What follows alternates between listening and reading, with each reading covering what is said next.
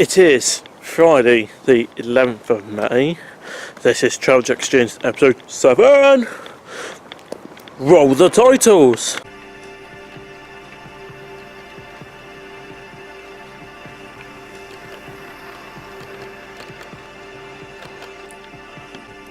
My name is Jack Neal, and in this programme I take you on a journey. Welcome to Travel Jack's Journeys.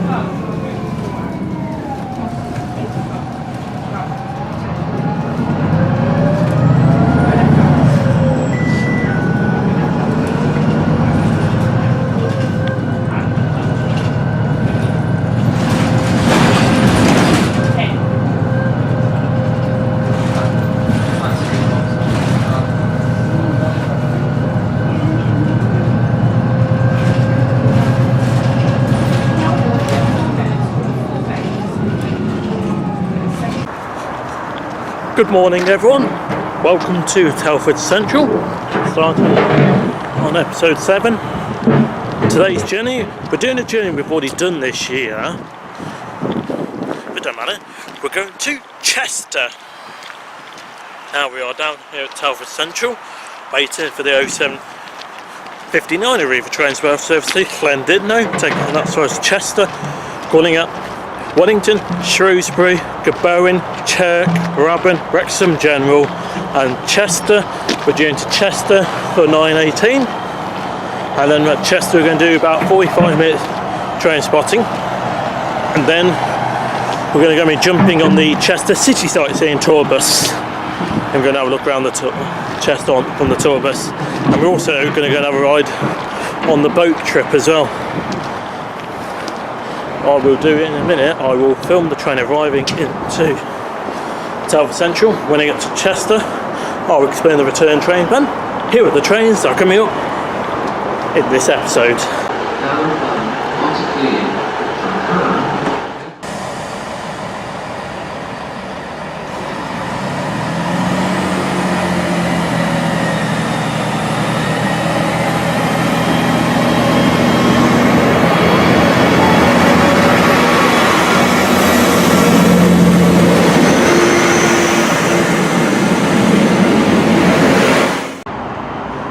Before I board the train, here is an update on the bridge works here down at Telford Central.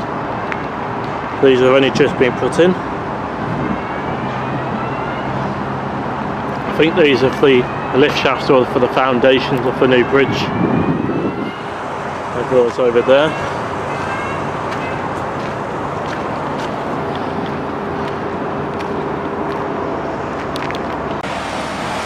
Here comes my train, the 0759 ARRIVA Trains Wales Service to Llandudno. We'll be taking this one for us. Chester 175, I know that. 114.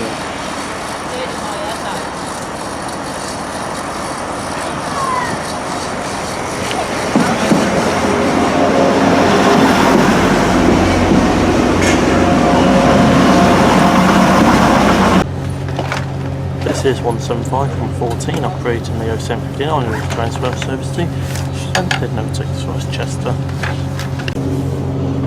We're now leaving Telford Central. The next stop is Wellington.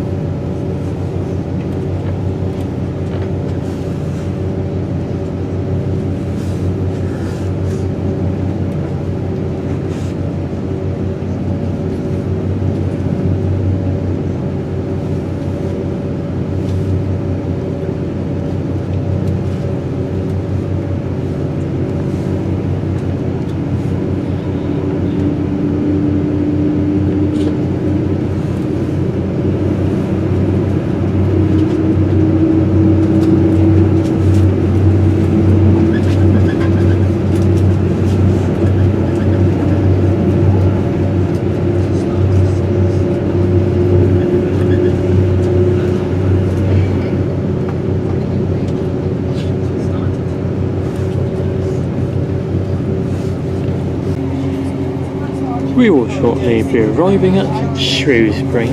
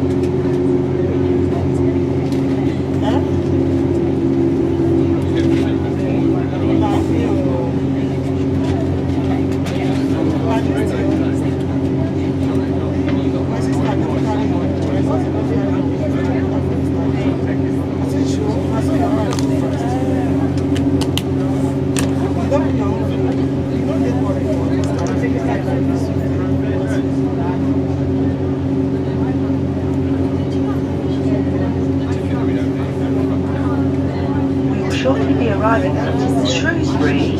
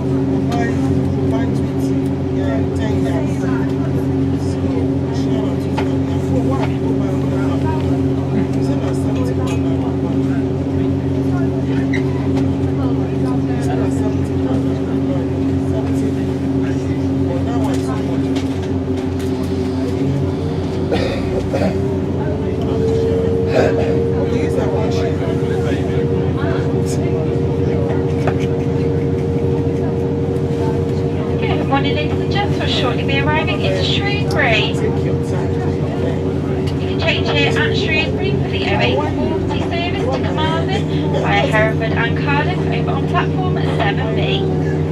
But do double check the screen at the station because of any last minute platform alterations. Shrewsbury will be our next station. If you are leaving us here, please be sure to take your personal belongings with you and have your tickets and passes ready for inspection at the barrier.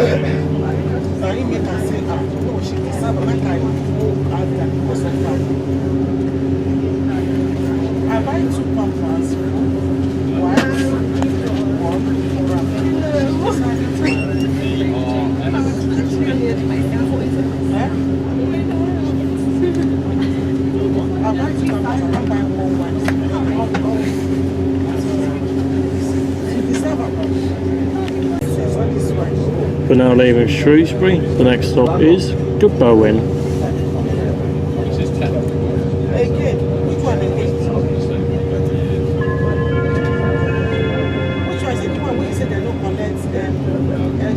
Calling out the following principal stations: Bowen, Chur, Brabant, Wrexham General, Chester, Shotton, Flint, Prestatyn, Rhyl, Abergele, Pensarn, Colwyn Bay, Llandudno Junction, and Llandudno.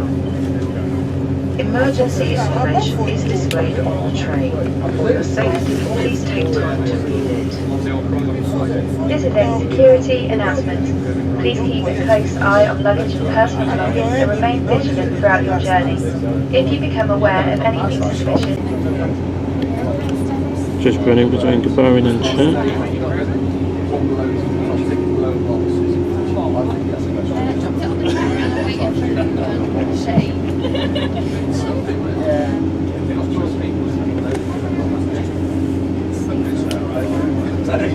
The only thing was a shitload of booze there.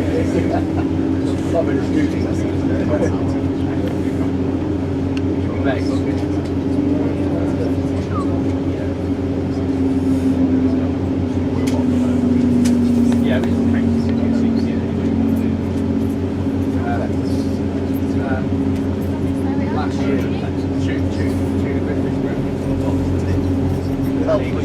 That's a hashtag.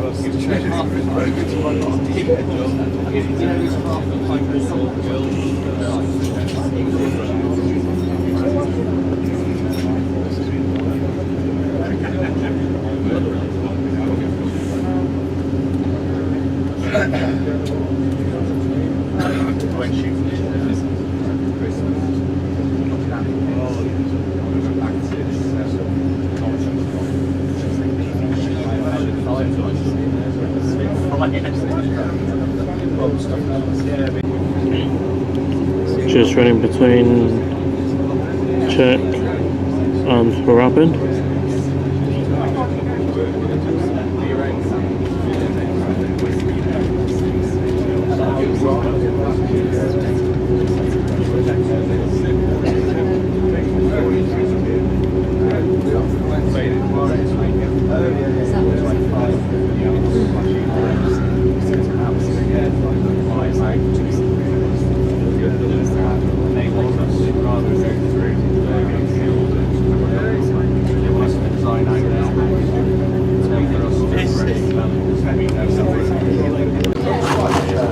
We're now leaving Wrexham General. The next stop is Chester, where we are alighting the train. This train is for Llandudno. The next stop is in Chester.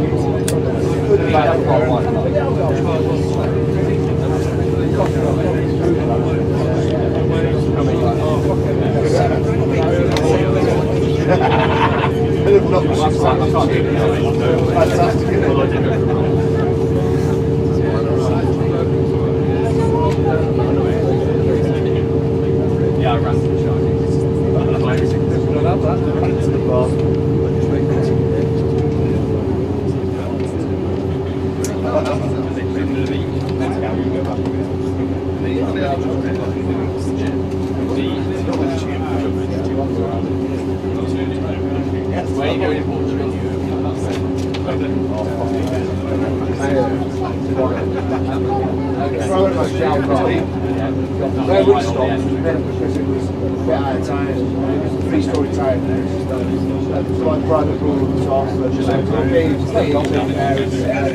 where we were looking, it was just looking, you know, looking straight at the sea, it's lovely. But you go, you walk 10 minutes,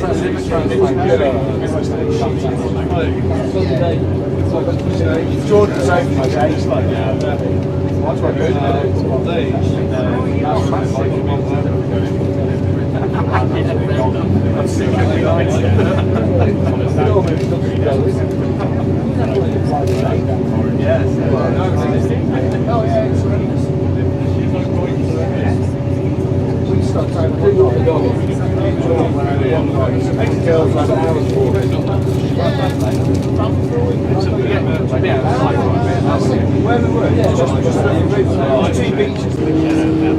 We will shortly be arriving at Chester.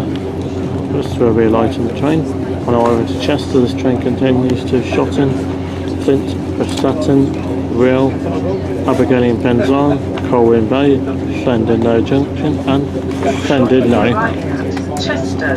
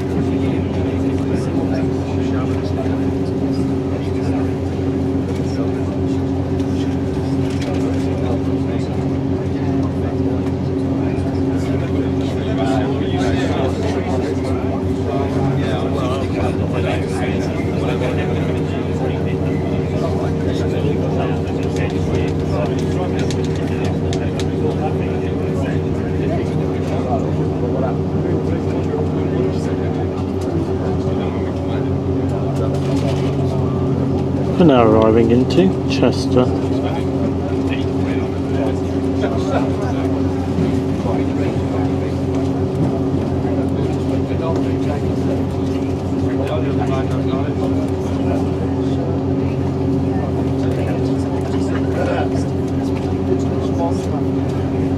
How'd you work that one out?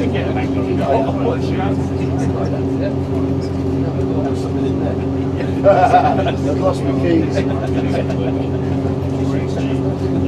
my phone with that.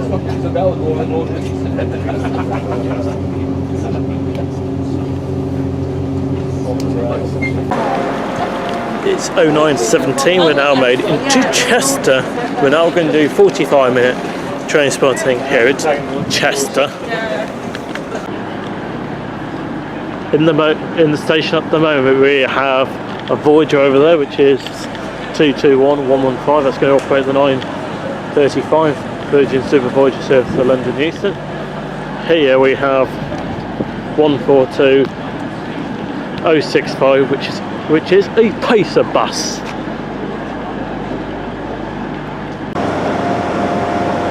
There goes 175011, working the 0926 ARRIVA Trains Wales Service to Hereford.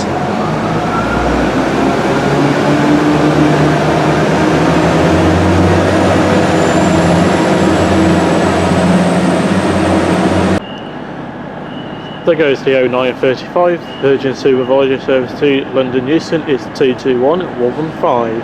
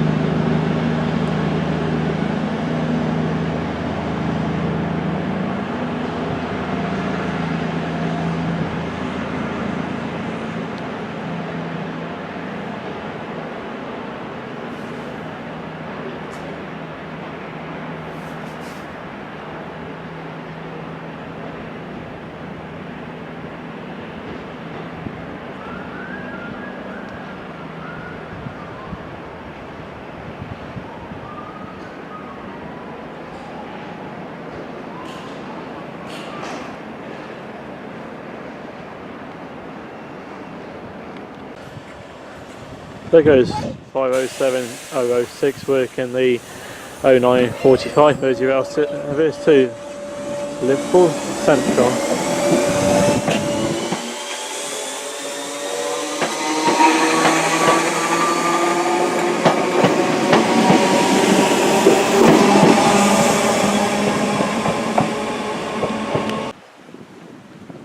comes the 0958 ARRIVA Trains Wales Service to Manchester Airport via Warrington Bank Quay and Manchester Piccadilly.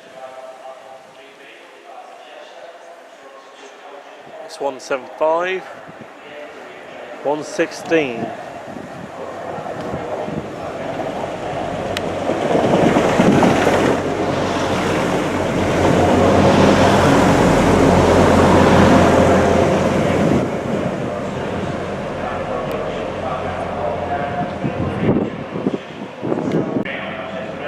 Just a correction, 175, 116 is actually 0952 ARRIVA Trains Wales Service to Manchester Airport. I thought it was the 0958, but that's actually in Northampton. Here comes the 0958 ARRIVA Trains Wales Service to Holyhead. This train will depart on arrival here at Chester. 158823 will form the 0958 ARRIVA Trains Wales Service to Holyhead. The rear one is 158821, which will form the 1002 ARRIVA Trains Wales Service to Llandudno I.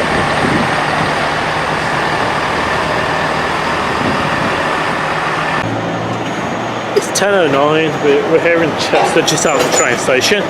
We're just waiting for the Chester City Sightseeing tour bus to turn up.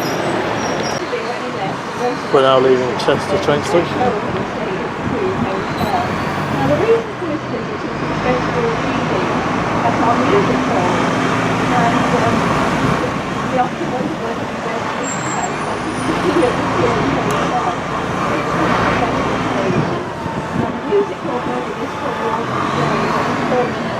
There's a version for you, the way you can join it actually.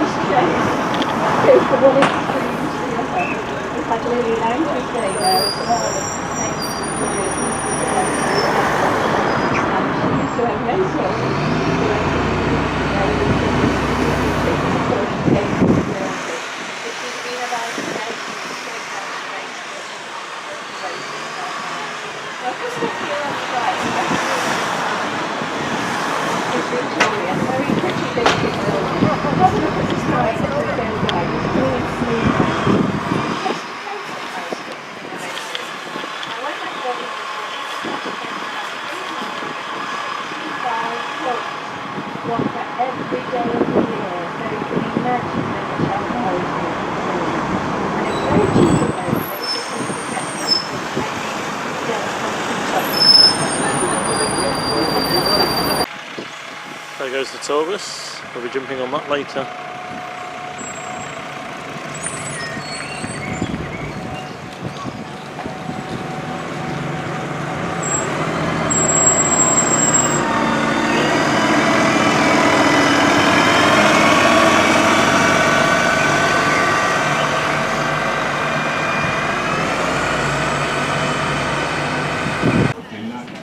It's 10:56. We're now on the Chester boat tour. We're going to go have a tour on the River Dee.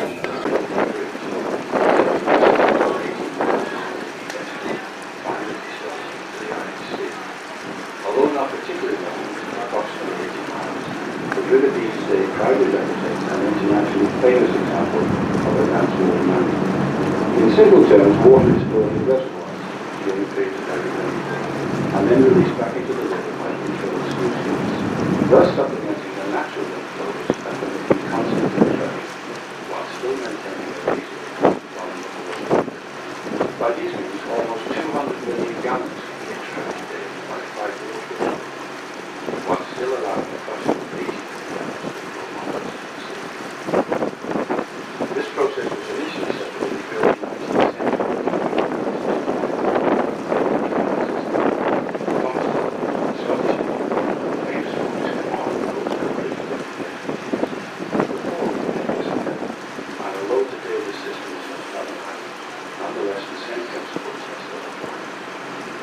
One thing we know about Thomas Telford, Telford where I live, was named after him.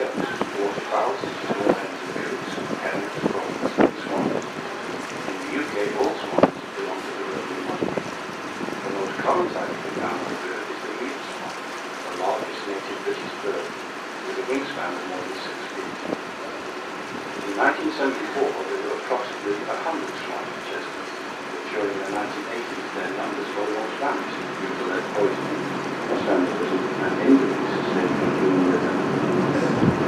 By the late 1990s, 20 to 30 breeding pairs had returned to the river, but today sadly there are now some recent evidence suggests that for whatever the reason, the swans have possibly just relocated for a while to the nearby canals, lakes and other coastal areas of Chester. If you're real from today, you can see a black corn on the riverside or standing on the pier. Should it have its wings still outstretched, then it is probably to speak as now down Chester's teeth. What you are unlikely to see is exactly what's in the river. There used to be two main types of fish on the river, both on the licence of course. Below the weir, in the lower reaches of the river, salmon fishing is undertaken commercially for decades. In common with most rivers on the western coast of the British Isles, the river deer for times saw huge numbers of salmon returning regularly to spawn upstream. In 1997, for example, the salmon was so numerous during their return to the sea after spawning that some mistakenly left them to many of the bully boats at the quayside. Of course, being good upstanding citizens, the crew returned to the river, thus allowing them to keep on the edge. In more recent times, the National Environment Agency brought in all the additional fishing concessions in order to preserve fish stocks, as any commercial salmon fishing now over the weir. In more recent times, the National Environment Agency brought in all the fishing concessions in order to preserve fish stocks, as any commercial salmon fishing. Above the weir, coarse fishing still takes place using rod and line. The river Dee is home to many fish, including the likes of trout, perch, roach, dace, bream, pike, and salmon. On the subject of boating, there are not many people that Chester holds the distinction of having the oldest regatta in the country. In 1814, more than 10,000 people lined the riverbanks for a regatta in celebration of Elder Indies employing boat. The following year he escaped from captivity and regathered his scattered forces only to suffer another devastating defeat at the Battle of Waterloo. Naturally, Chester celebrated once more for years in the regatta.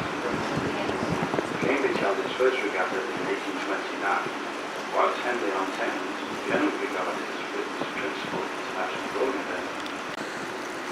Just about to make the return journey back.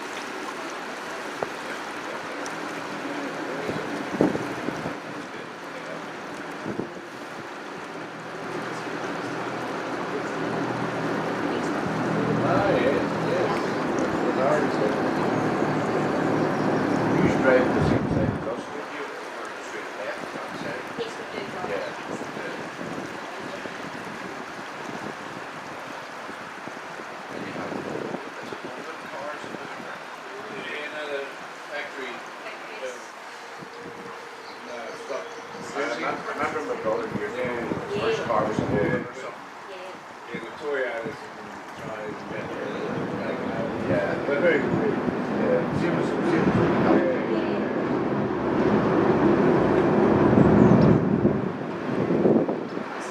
As vessel turns to begin the return part of your cruise, take note of the large white at the only as Carlton Hill. The site of the Roman villa almost 2,000 years ago, and it's still possible to see part of its base below the modern foundation. Further upstream is a stretch of water known locally for quite obvious reasons as the Long or Straight Mile. Many British rivers do not have stretches quite like this, and consequently many international rowing teams, including the junior members of the British national squad, regularly visit here for practice.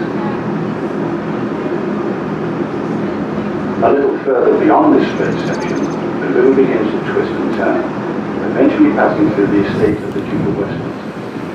The family's name is Grosvenor, and the present Duke owns some 11,000 acres here just south of the city. His home is known as Eaton Hall and has been a family possession since the 15th century.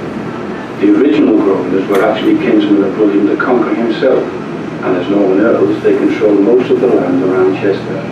Today, not only are they the biggest landowners in Chester, but also in London, with properties in areas such as Roden Square, Belgravia and Mayfair. As the vessel moves on downstream, almost immediately note the large glass fronted building on the right-hand side, known as the Red House. It was actually painted a vivid red. The room was installed in the Riverside Gardens in 1890, followed by a ferry service which operated from 1900 until the early 1950s. Today it is a modern restaurant. A little further on, note the large apartment block. Built in 1979, it is known as Riverside Court. From 1868 until the 1970s, this was the site of another public housing lodgings known as the White House Hotel. In the 11th century, the land on the left-hand side was actually an island, known in those days as an ayot or eye, and was owned by the Norman earls. When the last earl died without an heir in 1237, the land passed to the crown and was eventually sold off. Today it's a water meadow prone to winter flooding, and just as in medieval times, is still referred to as the Earl's Eye. Returning once more to the right-hand side, one can't help but notice the large castle-type building set back in the trees. It is known as Walmore Hill, and was originally built as the retirement home of a very famous Chester Victorian architect by the name of John Douglas. He was responsible for more than 400 buildings in and around the city, and was particularly noted for his splendid chimneys, some resembling sticks of varnish. By far his most famous piece of work is the marvellous wrought iron framework supporting Chester's beautiful clock slightly eastward, the symbol of Chester throughout the world.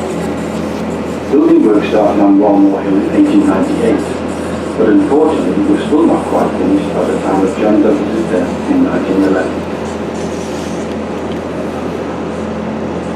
This particular stretch of the river is known as Deep Ford, and was the site of a Roman ford way back in the 1st century AD. It's quite shallow here even today, and it's still possible to walk across at this point without getting one's hair wet. Now in view on the right-hand side is a splendid 19th century Queen building with a red roof. Once the residence of a wealthy Victorian family, it is now divided into self-contained apartments. Many of the buildings from this point on were constructed around the mid-19th century, in most cases for the wealthy people of the day. The railways came to Chester in the 1840s and tourism started to boom. The city also became a fashionable centre for the rich and famous, many of whom chose to build their houses in the suburbs. This particular area, known as Gordon, approximately 1 mile from the city centre, was just one of them. Today, many of the buildings have been split into apartments or taken over by various business concerns. This suburb was also very significant 2,000 years ago. The Romans of the day discovered natural water springs in the vicinity and pumped their supplies into the city by means of lead pipes and an aqueduct. Our modern city today takes some of its water supply from this same area. Shortly coming into view, although initially built in 1830, it was comprehensively restored in 1876 by that same previously mentioned Victorian architect, John Douglas. Between the church and the buildings below is a small lane known as Barrowell Hill. Today, the lane is not visible from this viewpoint, but in medieval times it ran all the way down to the river's edge. To explain this strange name, one has to go back to that period and the practice of witchcraft. Ladies, under suspicion, were brought here, tied into a barrel, and then rolled down the foot into the river. Should the lady subsequently drown, then she would be deemed innocent and already on her way to hell.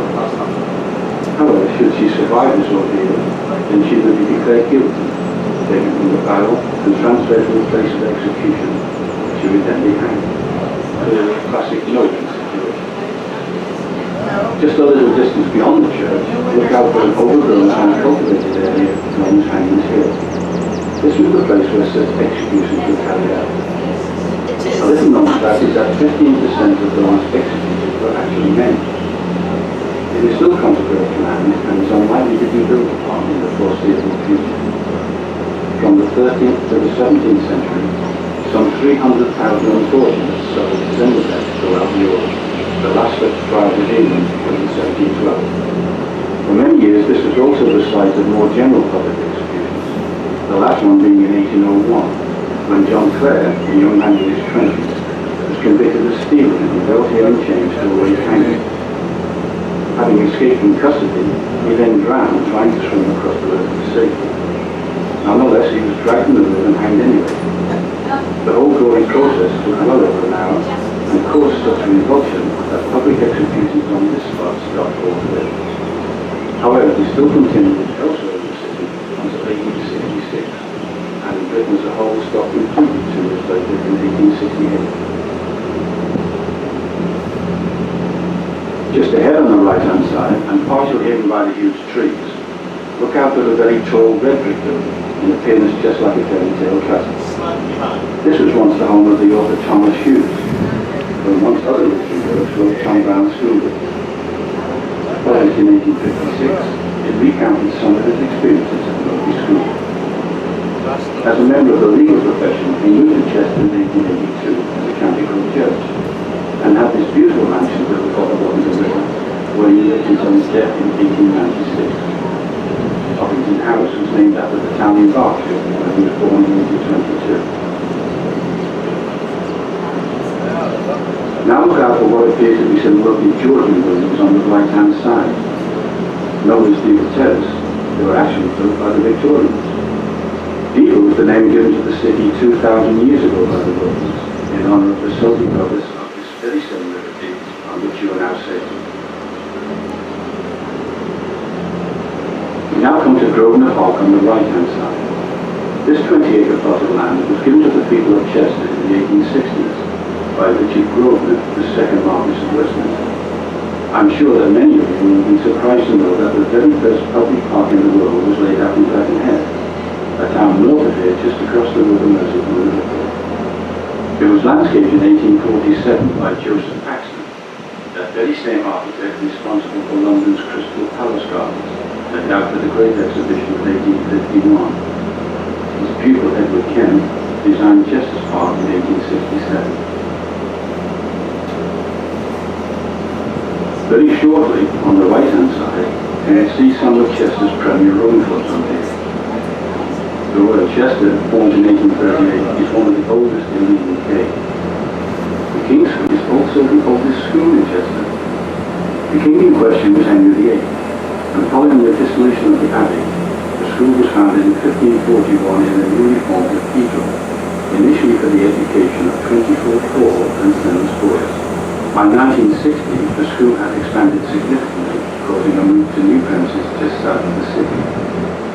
In 2003, the school became fully co-educational. Beyond the Boat House Inn, dating from 1850, is the Grosvenor Rowing Club, formed in 1869, using the family name of the Duke of Westminster, whose estate lies further upstream.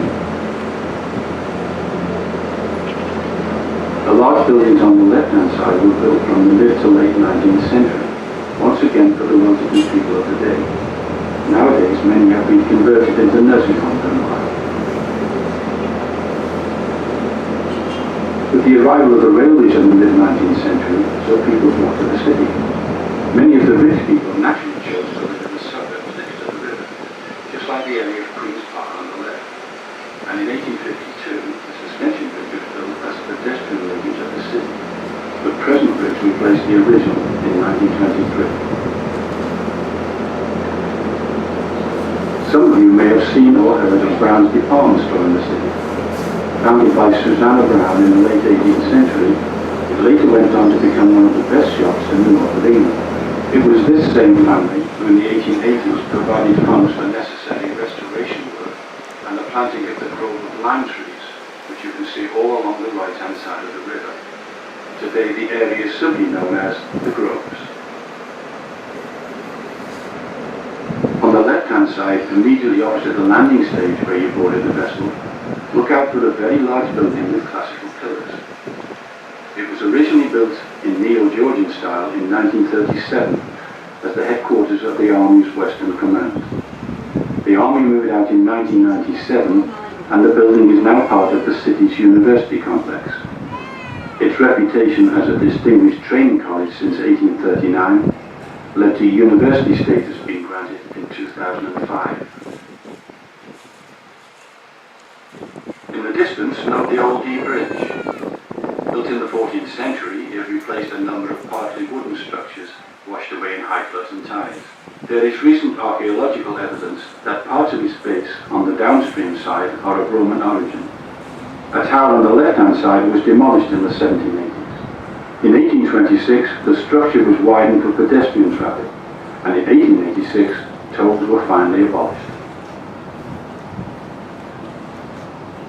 Just before the bridge is the weir. Built by the Norman Earls of Chester in the 11th century, it served two main purposes. Firstly, to keep a constant depth of water above the weir, and secondly, to provide water power for their corn mills, situated along the right-hand side of the river, just beyond the bridge. Well, ladies and gentlemen, that's all we have time for. On behalf of Chester Boat, I would like to thank you all for sailing with us today. If you have enjoyed the cruise and commentary, then why not tell your friends? And if possible, please let us know on Chester Boat's social media channels. I also hope that you continue to enjoy the rest of your stay in Chester. On the final note, could I please ask you all to remain seated until the vessel is firmly and safely tied up on the landing stage.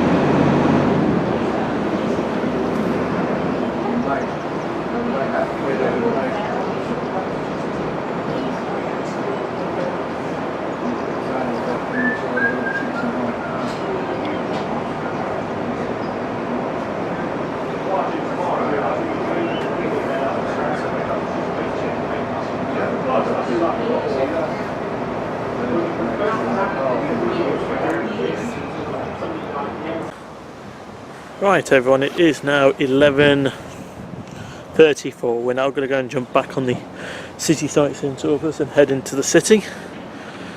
That was the Chester boat tour. If you want to go on the Chester boat tour and the city sightseeing tour bus, the ticket is £16 per adult.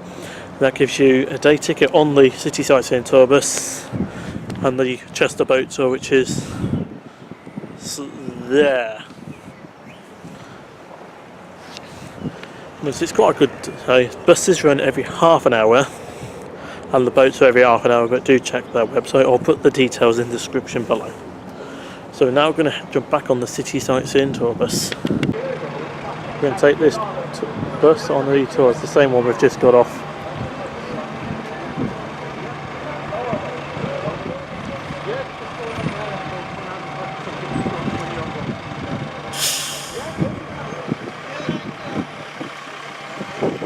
How high the walls are and the solid sandstone the city was built.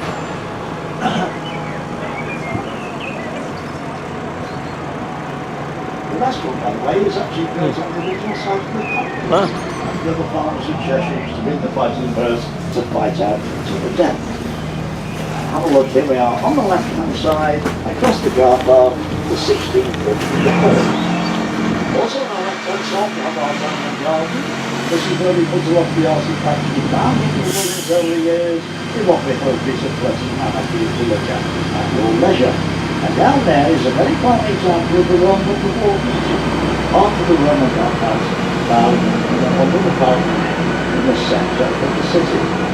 Now as we get to the top of Santa's Lane, look in the little floor opposite, you'll see the base of the Roman tower, where the Roman war finished and the new one started. And the little tiny gateway which will be on our right hand side as we turn left onto Pepper Street. Up to 1938 that was the only way into the city on this side. And it was only in 1938 we actually found the amphitheatre.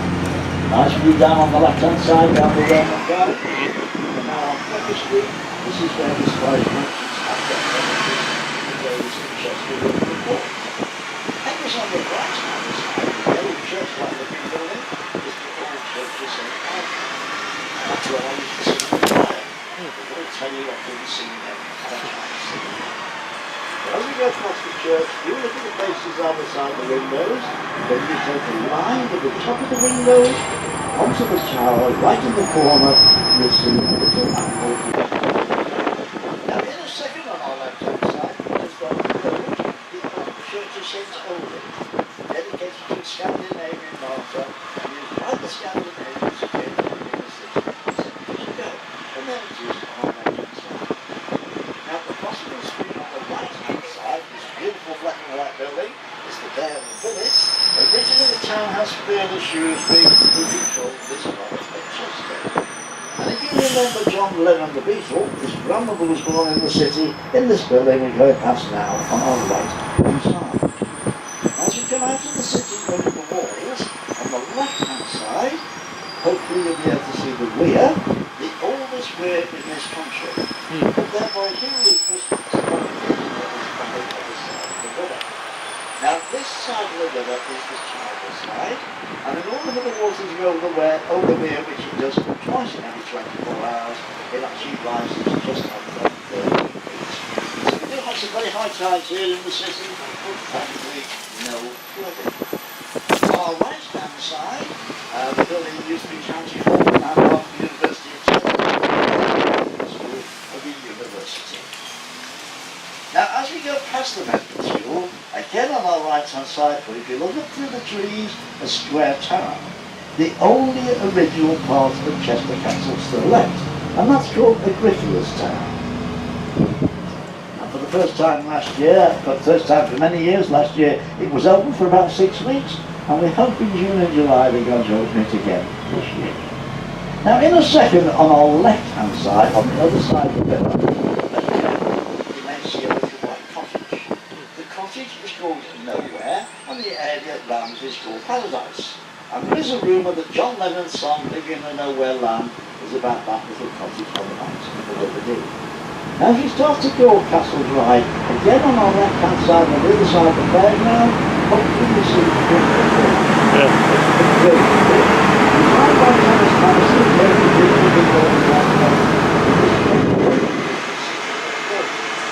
when this bridge was completed, the longest bridge in the world.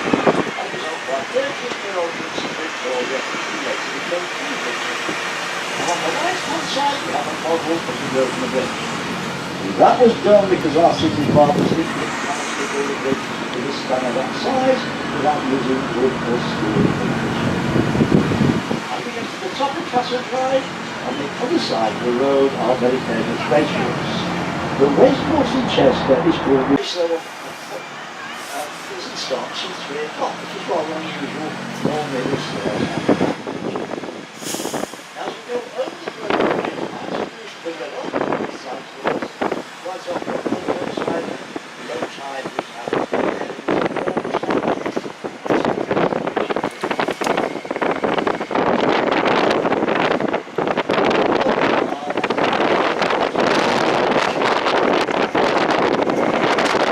In a second on your left-hand side, you'll notice our Victorian cemetery.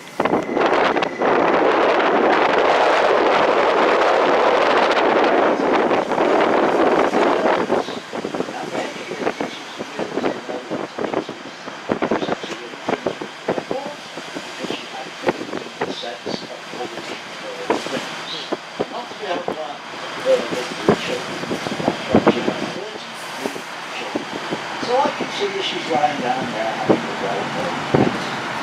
Also down there is Edward Langtry. Remember the Langtry with Jersey Lily?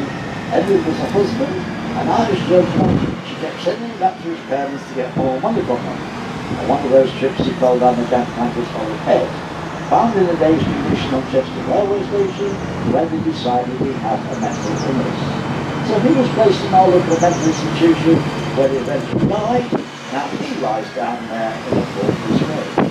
And we're told that Lily, which is far too busy to come to the funeral, she's very fine, she sings flowers.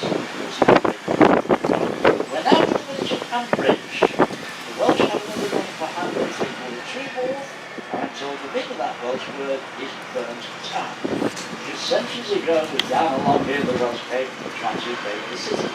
Having been repelled with the walls and gates, he came back to Ambridge and burnt it down.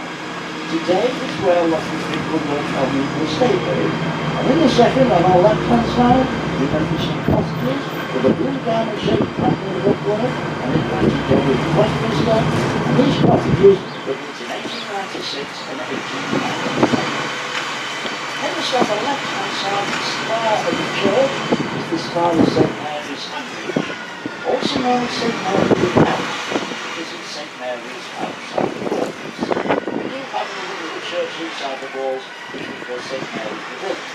As you you'll see in a second, this is a very large church, and quite often the main concerts here, there's the main fundamental place. So there's this going to be now on the left-hand side, sit there. Now in a second, again on our left-hand side, we'll notice Greenway Street. Greenway Street goes down to the cottage river. And this is where most of the salmon fishermen used to live, in the days when they used to put nets out across the river to catch a salmon. There's in abundance in the river. There we are on our left-hand side, Greenway Street, going down to the cottage river. Now in a second, again on our left-hand side, you'll notice beautiful grassy bank. Originally this was a Roman quarry. And if you look at the background on the left-hand side, you'll notice a cracking outcrop with some trees on the top of it. That, ladies and gentlemen, is a Roman shrine. A Roman shrine dedicated to the Roman goddess of wisdom and trust. And we're told it's the only shrine in Europe which is still on its original site. Now, as we come over the Old Dee Bridge, have a look on the right-hand side of the bus, a nice view of the river. We can see the salmonry, the weir, and further on the showboats. And even to today, occasionally weir and further on the showboats. Now in a second we go back into the city under the walls, and don't forget, ladies and gentlemen, Chester is one of the few cities in Europe where you can still walk all the way round on the walls. It takes you about an hour, it's just over 2 miles long. As we come under the gateway, again on our left-hand side, that building, the Birmingham Village, one of the few wooden frame buildings still left in the city today. And of interest with the train is 1,666 pages back in that building. Now we come further along, again on our left-hand side, we notice some over-shaped buildings in the woodwork, Down House, where more down is built, and so just before the scene of the city where it was the war, King Charles came to Lord Down asking for 500 men from the city of Battery to siege. He gave him the 500 men, he shot over the Old Dee Bridge and went to Wales, and not really waiting for them since. And the siege lasted for just over 1 year.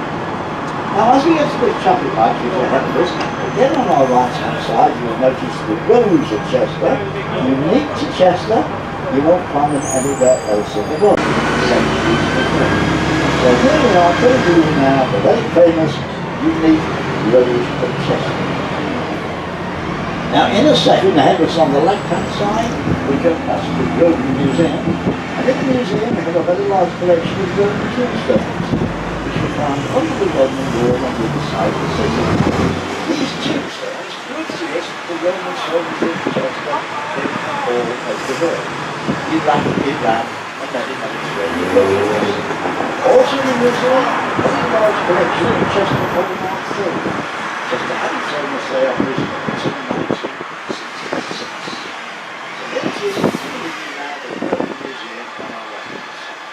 Well worth a visit if you get a chance. Lots of interesting exhibits. Now in a second, as we start to go round the roundabout, which is ahead of us, on your left-hand side, the other side of Chester Castle. As I said earlier, designed by Thomas Harrison, which is on the bridge we were over earlier, and you notice it's built in the Greek style. We'll have a look at the original part of the castle at this time. The original castle was built by Edward I. Then the castle became into disrepair, so Thomas Harrison designed the new castle in the city.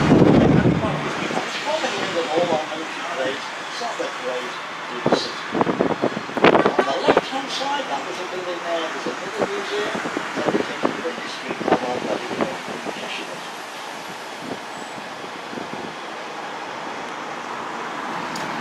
Now in a second, on your right-hand side, you'll notice the magistrate's court built to the side. Now as you come along the street, again on your left-hand side, down the slope, you'll notice a little inn called the Architect, originally the home of Thomas Harrison, the gentleman who designed the bridge we were over earlier. If you get a chance, very nice meals in there. If you want to go to lunch, something like that. Also on your left-hand side, come up in a second, the street names. You'll notice Blackfriars. Further on we have Greyfriars, and over here on the right hand side we have Whitefriars, all named after different orders of monks that served in the cathedral when it was a Benedictine abbey. Now I was actually born over there in Whitefriars. Because I was born within the city walls, I'm allowed to call myself a sestry. Doesn't mean anything else, by the way. I still have to pay my property tax and things like that. But it's like being born under the sound of low bells down in London. We start to go a bit further on, and on the left-hand side you'll notice a row of Georgian houses. Originally, this was called Pilbot Promenade, because this is where you came to see the doctor. Today you come to see the solicitor and the carriages. We'll get in a second as Mike gets us a bit closer to it. Now then, you can see Blackfriars now, further on the left hand side, Greyfriars, and on the right hand side, Whitefriars.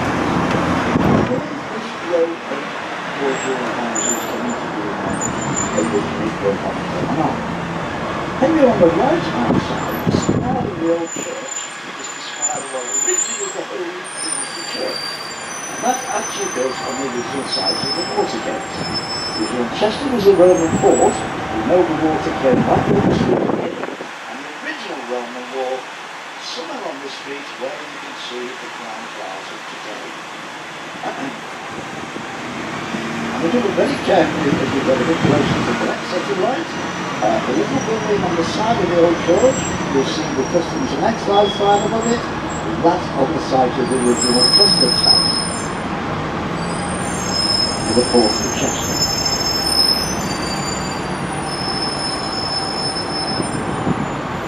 Well, coaching this one was Chester for years.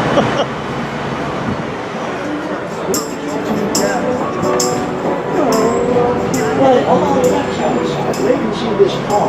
That's actually on the original site of where the stables were, the racecourse. And we could lead the horses through those gates over there in the back along the street and up the racecourse itself. About 10 years ago they built a very modern stable block actually on the racecourse itself. So it's been good to come down here about 6 o'clock in the morning before the horses started, before the racing started, to watch them during the gallops around the racecourse.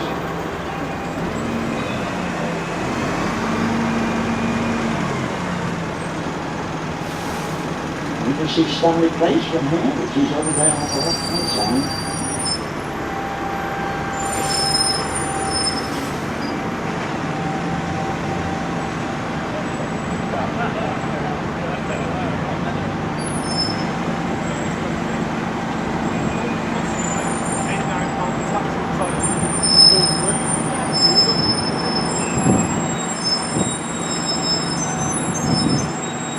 Now where you can see the train there, that's on the right-hand side, that's the area of Chester where for many years we've been able to do shopping places and things like that. And ahead of us on the right-hand side is the Story House. That's our latest thing, which is absolutely fantastic. Believe it or not, that's our theatre, our cinema and our library. Some wonderful shows go on in there. It's only been open just over 12 months ago, and it's proving very popular indeed.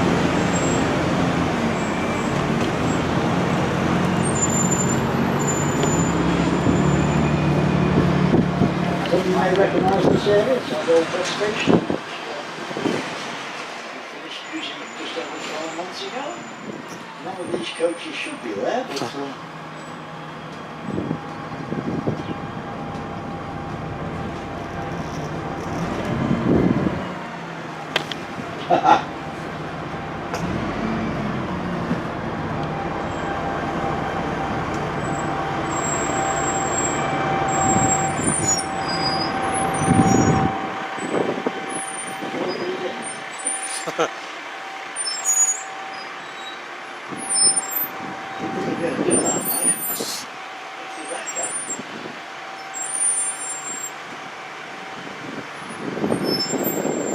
outside the market town of Hull, about 12 miles outside the city centre.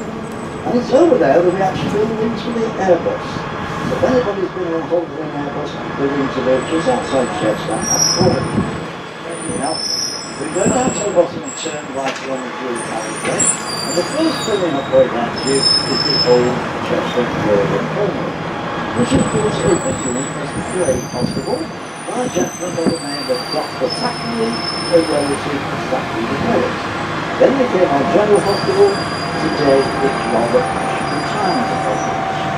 Let's tell you because of what from this side, if you get a chance to walk round the walls, a much nicer view of the old buildings inside.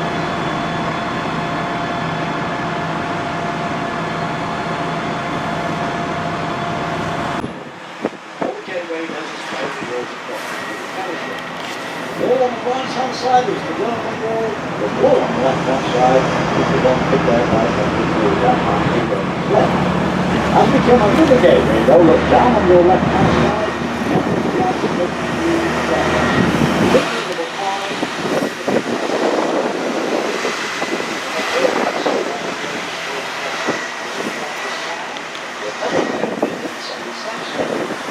Three high-rise buildings on the left hand side of the north railway.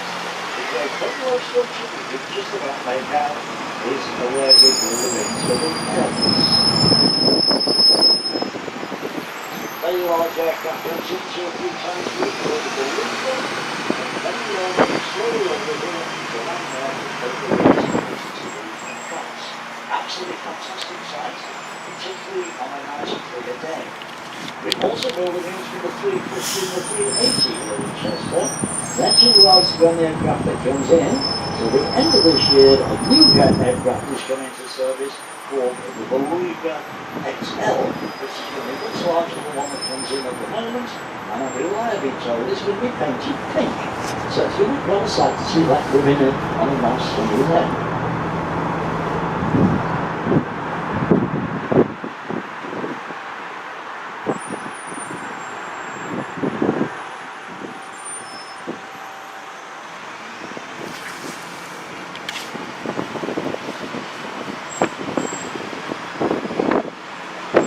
Second go round this very large roundabout on the left hand side, the other side of the roundabout, you notice the great black building, which today is Wiley's the Snowcrawler.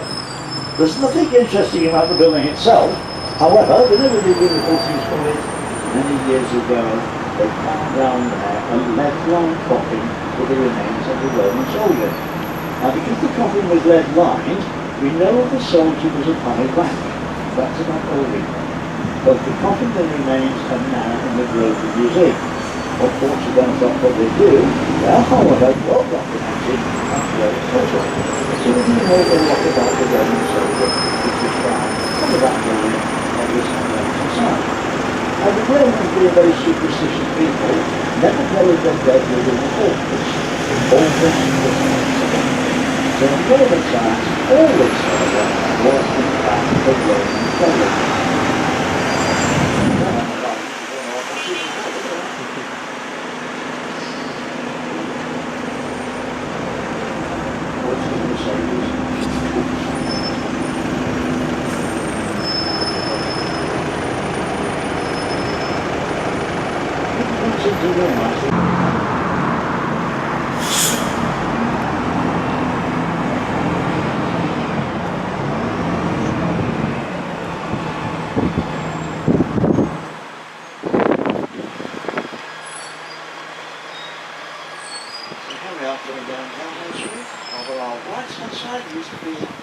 Station. It's now occupied by doctors, physiotherapists, dentists. It's now called the medical centre of the city itself.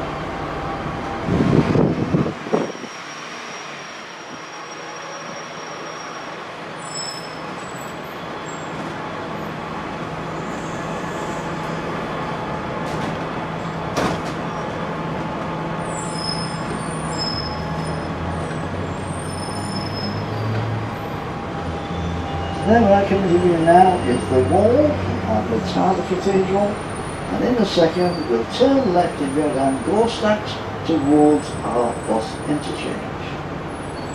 Gorstacks, of course, is the area of just where Manchester was built.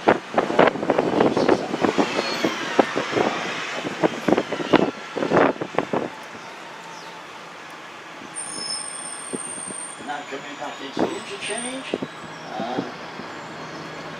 This has only been open for just over 12 months. It'll be really popular.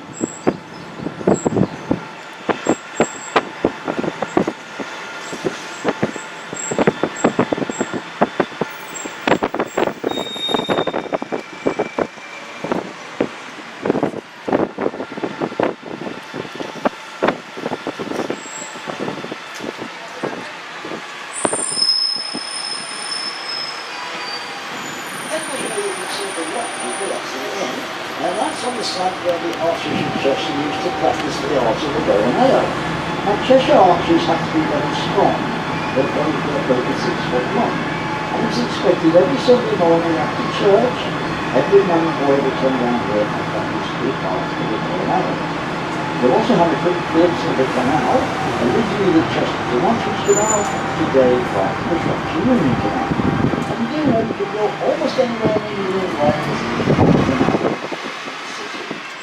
quite often, the sun ever comes out, you can see up to 10 to 12 barges tied up here, having walked people into the city for a short stay.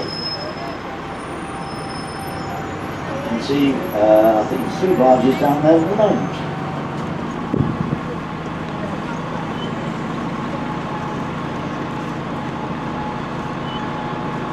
There's a gate in there, and it's over here on our right hand side. Freaking now, out boots. Says, the monks of the Abbey rejected the Chester to make a hole in the Great Wall of Chester to let them get to their cabbage patch, so in between prayers it was no longer scratch. And what that means is where the car park is where the monks used to go their staple drive, their cabbage called Kirby Kale. And Edward the First gave the permission to use the walls of the Black Gate. It was, however, on 2 conditions. Number 1, the gate was built large enough for a horse to open. And number 2, which lasted until about 15 years ago, was that at 9 o'clock at night, when the clergy were rang the cathedral, and many of the clergy would come down and knock that gate. Unfortunately, we had to stop that condition. In a second, on our right-hand side, the bell tower of the cathedral. The first independent bell tower of the gate outside the cathedral since the Middle Ages. That's called Addleshaw Tower, named after Dean Addleshaw, who was the Dean at the time the tower was built. Now as it turned left out from Thompson Street into Cowgate Street, you look on the right-hand side, the children was down as far as Chester's concerned, the very beautiful and very famous Eastgate Clock. Put there in 1897 to commemorate Queen Victoria's Diamond Jubilee. Now ladies and gentlemen, this clock has to be the second most photographed clock in England. First one was the Big Ben down in London.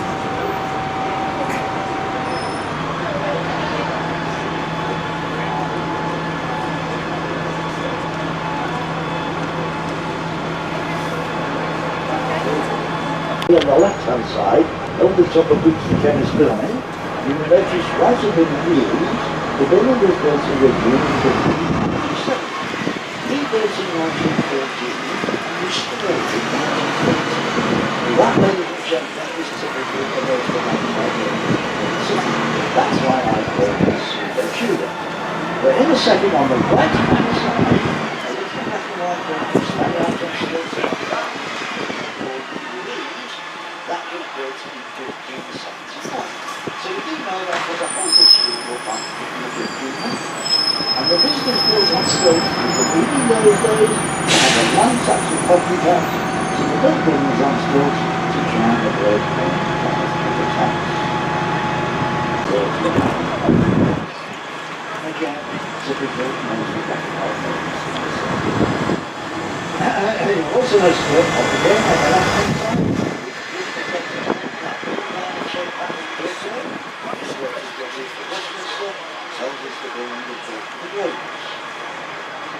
I don't know if you realise this, but the Duke passed away about 18 months ago. On YouTube, this is 26-year-old son who actually resides down in London.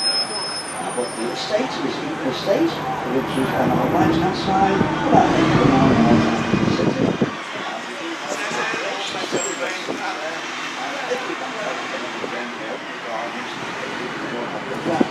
At the end of the season, all the money taken from the gate is divided responsibility institutions of the city.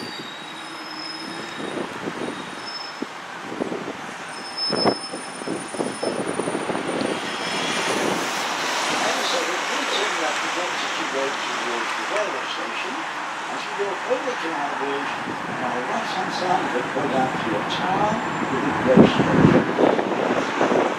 This is the shop tower of the just networks. We then used to carry multiple men to the top of this tower, chopping down pieces into towards the base to make the lecture good to go. Now I do know there's a shop tower in Bristol, Chantel is now turned into a restaurant. But I also understand Chester is the oldest one in the country. What do you have to say when you get over the crowd? Where's this train station?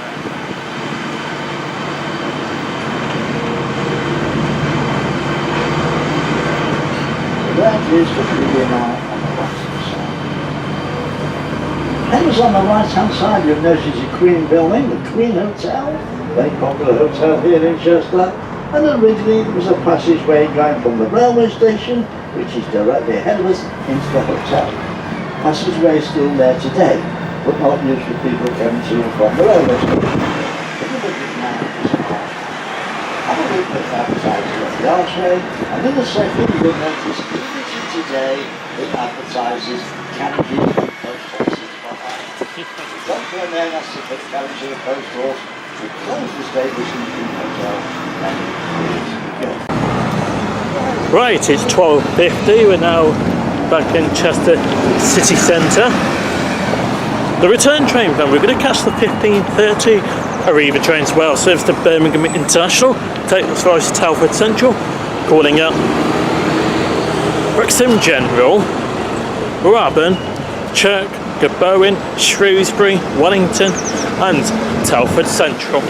I didn't realise, but the Chester races are on today until we got here, so that's why the traffic's a little bit busy. We've just done the city sightseeing tour bus. For me, these journeys are about, I like seeing the sights of cities. That's why I do the tour bus, because it's easy to, plus you get to hear the commentary as well, so it saves me doing any history lessons. That's it from me. We're going to do some bus spotting at Chester bus station. I'll show you the sights of Chester. So we are now in Chester city centre.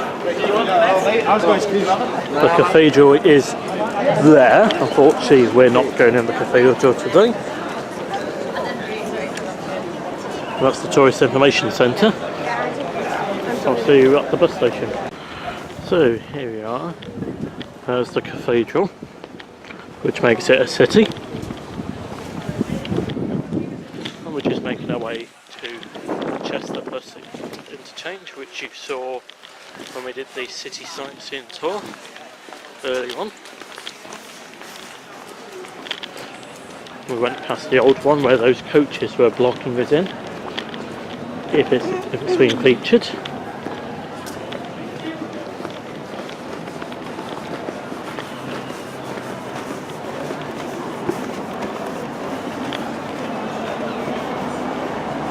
Nice buildings there. I do like Chester, it's a nice place.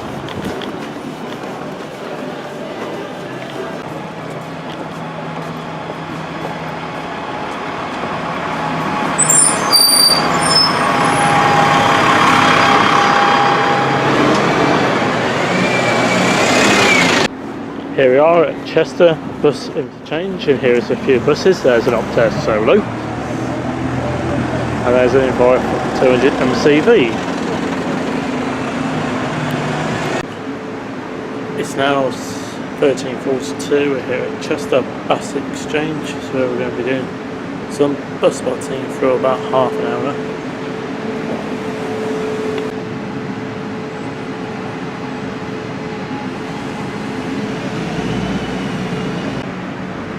Here comes an Enviro 400 on the 10A to Holywell. ARRIVA Sapphire 4640.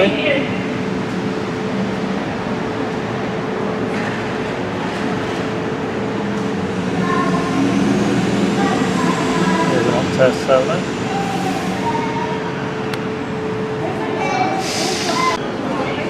Here comes the Gemini 2, 4488, 718 from Grill on the 11th.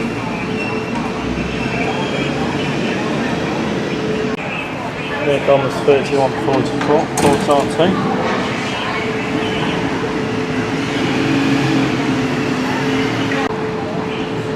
Here comes 3145, Pulsar 2. We've got some Pulsar 2s at Telford.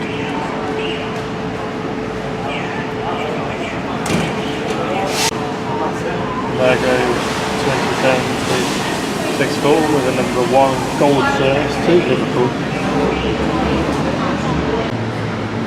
There's a Volvo Eclipse 21256. Here comes the Stagecoach Gold operating the number 1 to Liverpool.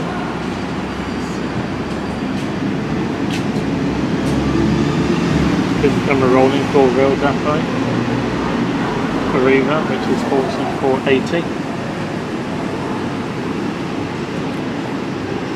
Keep the camera rolling again for the X8 to Liverpool.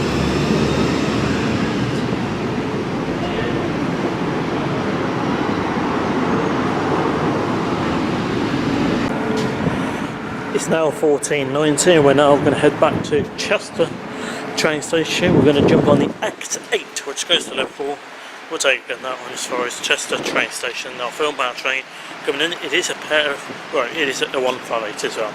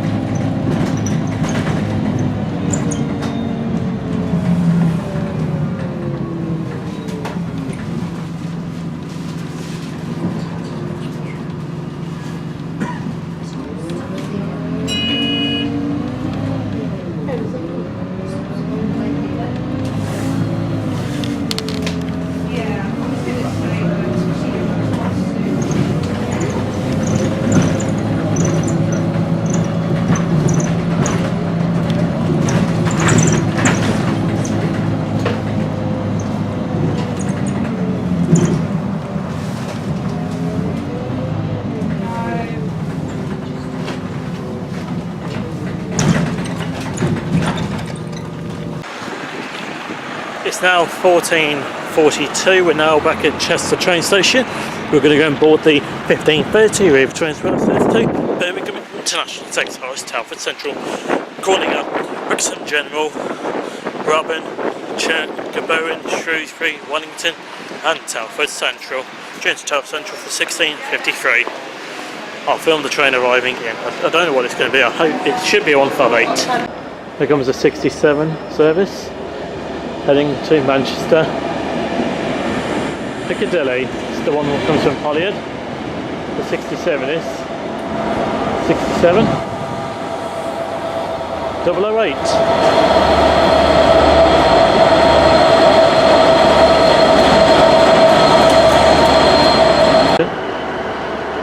Now leaving 14:46 ARRIVA Trains Wales Service to Manchester Piccadilly. It's 67 008. The DVT on the front is 82308.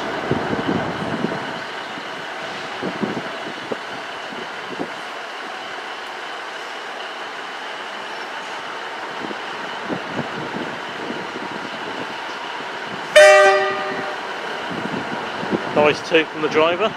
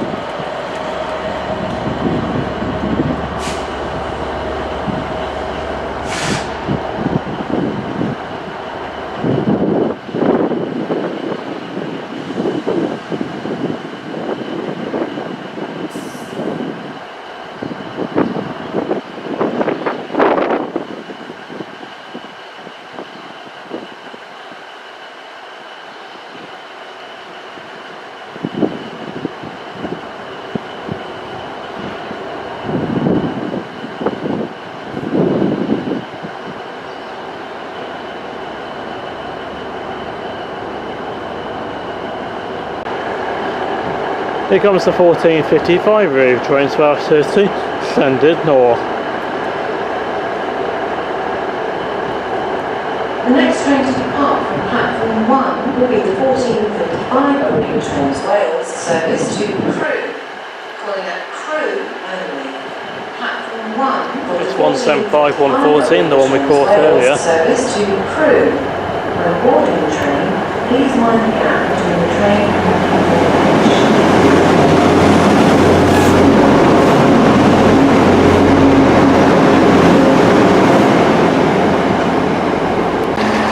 Here comes our train. This is the 15:30 ARRIVA Trains Wales Service to Birmingham International. We'll be taking this one as far as Telford Central. It's 158 825.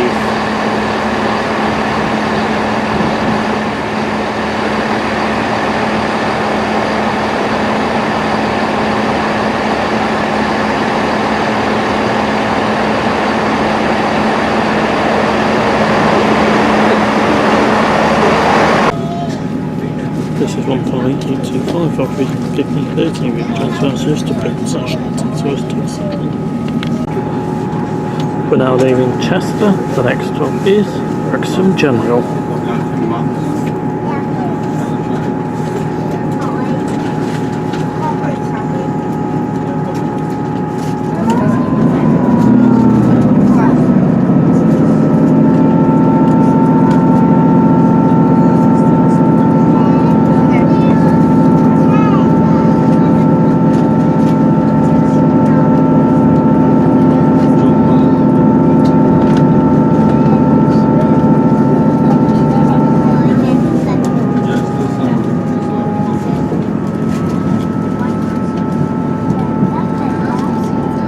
The next stop is Wrexham General.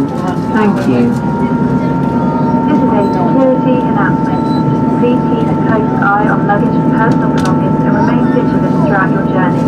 If you become aware of anything suspicious, please advise a member of the on-board staff immediately. Unidentified articles will be removed from the train. Thank you.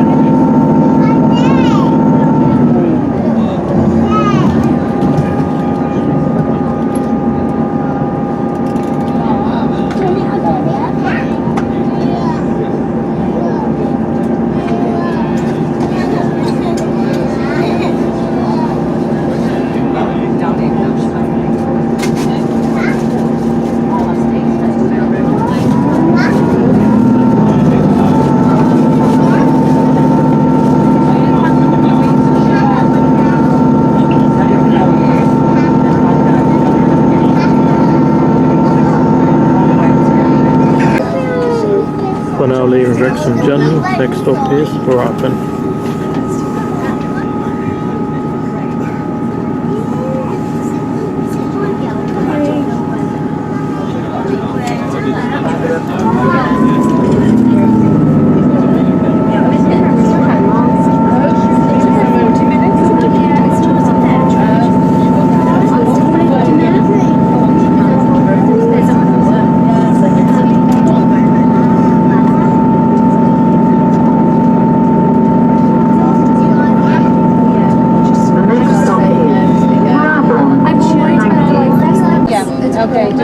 We're now leaving Church. The next stop is Birmingham.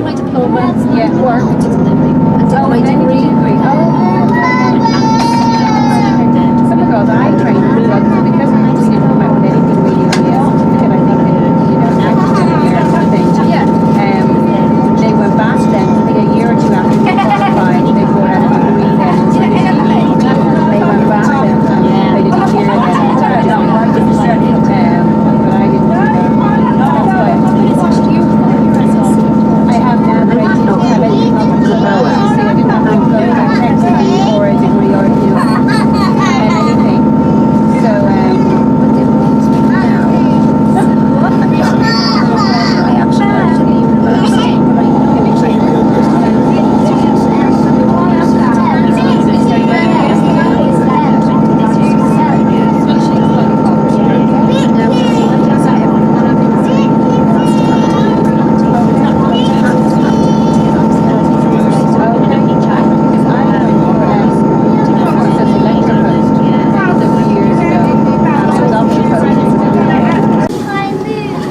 We're now leaving Shrewsbury.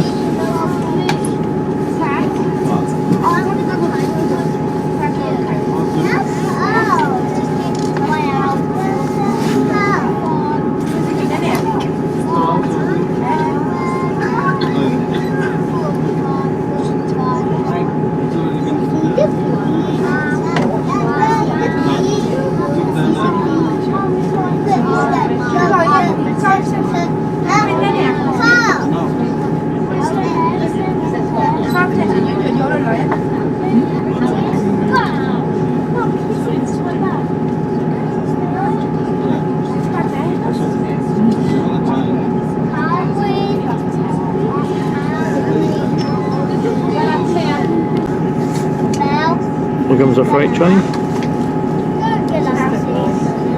Excuse me. They got on it.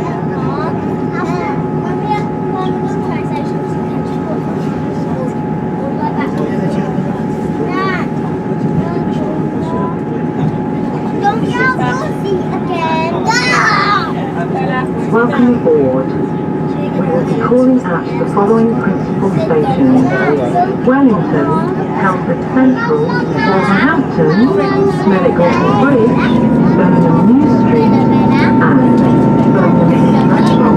Thank you.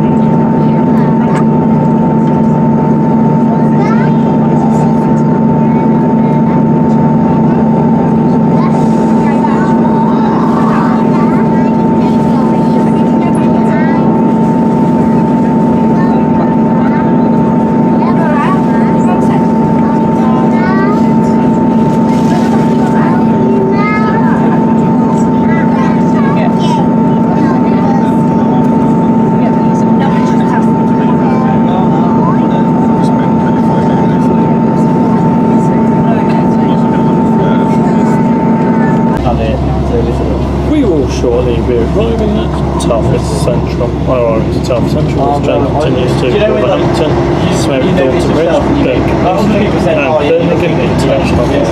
When you like do something more on top, I'm so happy. I don't know. I thought I'd been going to the gym for nothing. If I can lift double the amount I could now, and it's the one like when I first did it, it's like the one without the help thing. So it's like you have to do it yourself. There's another machine that it keeps it straight for you, but on that machine, on this thing, it could like go like this or drop or.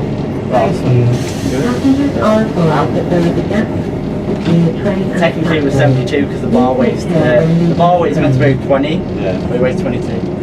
Cam picked it up and put it on the thing. We're now arriving into Telford Central. To put it on the machine.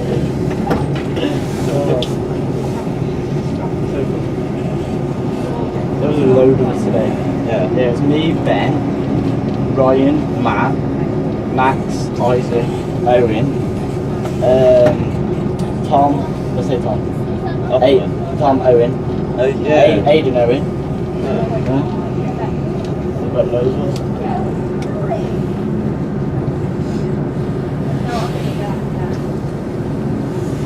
Might go to Gracie and get that rolling.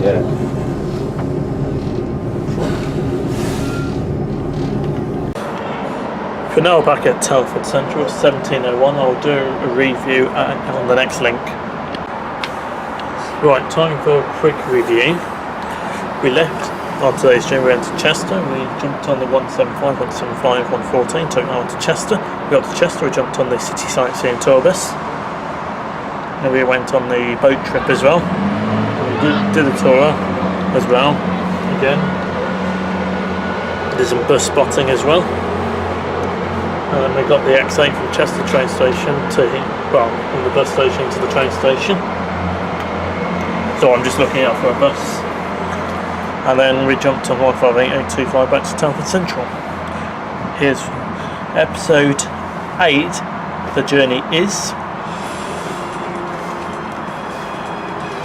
We're going to Manchester. Find out more on Manchester in episode 8, which is coming next. Don't forget you can find me on Facebook and Twitter. Details are coming up next, and I'll see you on the next journey, which will be episode 8, which will be Manchester. See you then.